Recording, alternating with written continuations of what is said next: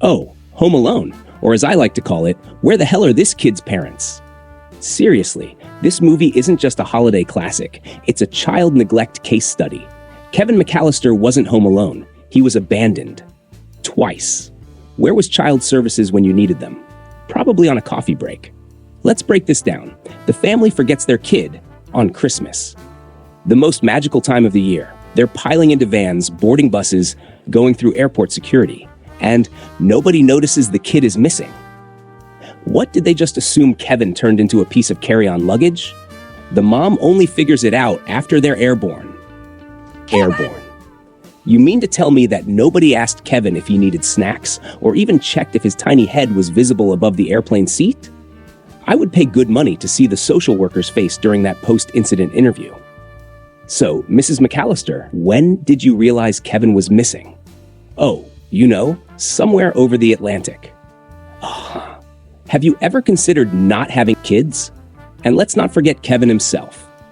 The boy isn't just resourceful, he's borderline superhuman.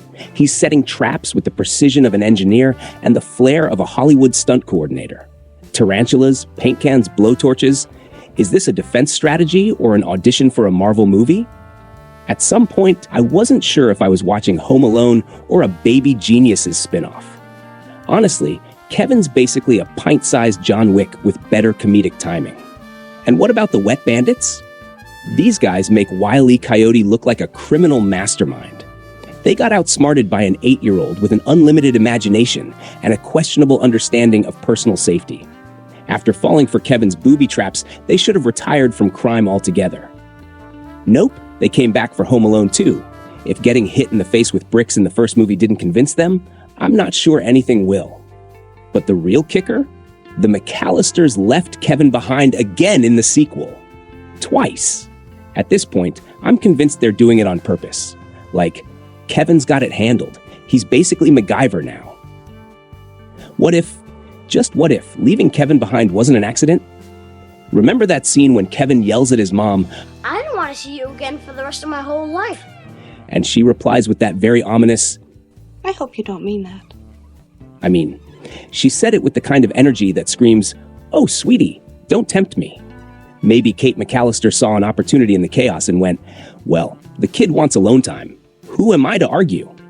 Picture her in the van, counting heads like, one less mouth to feed, one less person to nag me about mac and cheese.